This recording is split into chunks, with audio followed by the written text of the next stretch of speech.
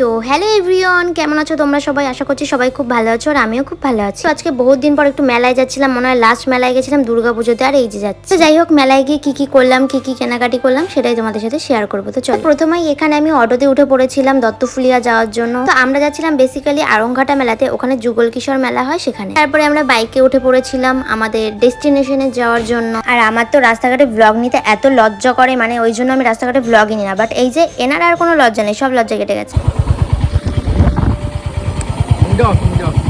যে তারপরে যেতে যেতে হুট করে ঝগড়া বেঁধে গেল। মানে এই ছেলেটার কাজই হচ্ছে আমার মাথাটা গরম করানো আর ঝগড়া করা। এখানে বক বক করতে করতে আমরা চলে এসেছিলাম আমাদের ডেস্টিনেশনে, মানে মেলার ওখানে। বাট আমাদের এখানে ভীষণ ভয় করছে, কারণ চারপাশে এতটা মেঘ হয়েছিল, পুরো কালো হয়েছিল আকাশটা। জাস্ট ভয় করছিল বৃষ্টি হলে মেলা ঘোরা পুরো শেষ আমাদের।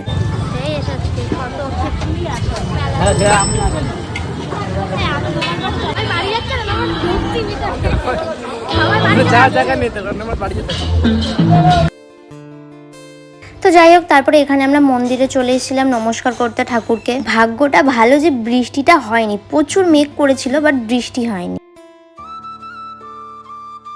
তো তারপরে এখানে যেহেতু বৃষ্টি হয়নি, তো রাহুল বললো চলো বাইরে দিয়ে ঘুরে বেড়াই, এখানে বসে থেকে কি করবো। তো ওই জন্য আমরা এখান দিয়ে টই মেরে বেড়াচ্ছিলাম, মানে ঘুরে ঘুরে বেড়াচ্ছিলাম আর কি। তো তারপরে আমরা ঘুরতে ঘুরতে এখানে নদীর পাড়ে চলে এসেছিলাম। তো এখানেই বসেছিলাম আমরা কিছু টাইম, তারপরে মেলার দিকে গেছিলাম। মানে আগে গিয়েই বা কি করবো, আমরা যখন মেলার মধ্যে ঢুকে তখন দেখছি সব দোকানপাট বন্ধ করে দিচ্ছে, কারণ এতটা মেঘ করেছিল যদি ঝড় আসে, ওই জন্য সব দোকানপাট বন্ধ করে দিচ্ছে। আর মানে কি বলবো, এই ছেলেটার উপরে আমার এতটা রাগ হয় কি বলবো। আমাকে বললো এই গল্পের বইয়ের দোকান বসেছে, চলো একটা গল্পের বই নেবো। বাট দেখে দেখে আর নিলই না, ফালতু ফালতু টাইম ওয়েস্ট করার। সাংসারিক ভাব আসছে, এই জন্য শুধু মানে জিনিস কিনছি আজকাল, একটু বেশি সংসার ব্যাপার আছে। রান্না বান্না শিখতে হবে, তো শ্বশুর বাড়ি তাড়াতাড়ি যাবো, ওই জন্য রান্না বান্না শেখার জন্য সব রান্না বান্নার জিনিস কিনছি এখন মেলায়।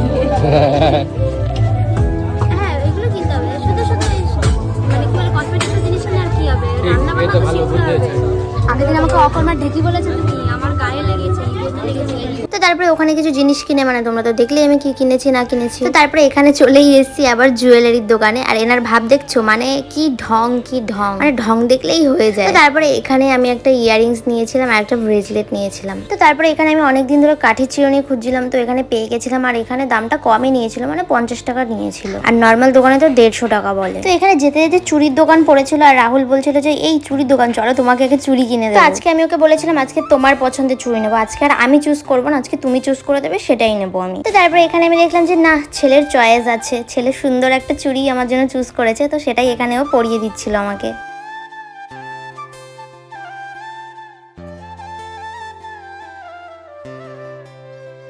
তো তারপর চলে গেলাম একটু খাওয়া দাওয়া করতে। আর মেলার মেইন টার্গেট হচ্ছে ফুচকা। ফুচকা না খেলে মেলা মেলা ব্যাপারটাই আসে না।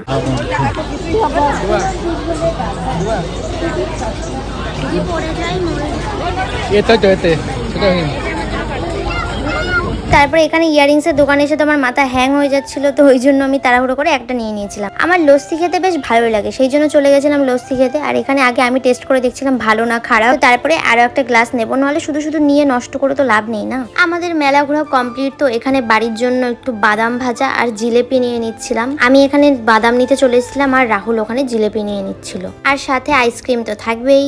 বাড়ির রাস্তায় মা এসছে আমাকে নিতে, আর মানে বৃষ্টি হচ্ছে। আমার মা বাড়ির থেকে ছাতা আনেনি, এখন ভিজে ভিজে বাড়ি যেতে হচ্ছে, কি আর করা যাবে। আর ওই দেখো ওই পাশে বাংলাদেশের বর্ডার, যে লাইট দেখা যাচ্ছে সব। আমি বাড়ি চলে এসেছি। যাই হোক, আজকের ব্লগটা এই পর্যন্তই ছিল। ভালো লাগলে অবশ্যই একটা লাইক, কমেন্ট আর শেয়ার করে দিত। টাটা, দেখা হচ্ছে নেক্সট ভিডিওতে।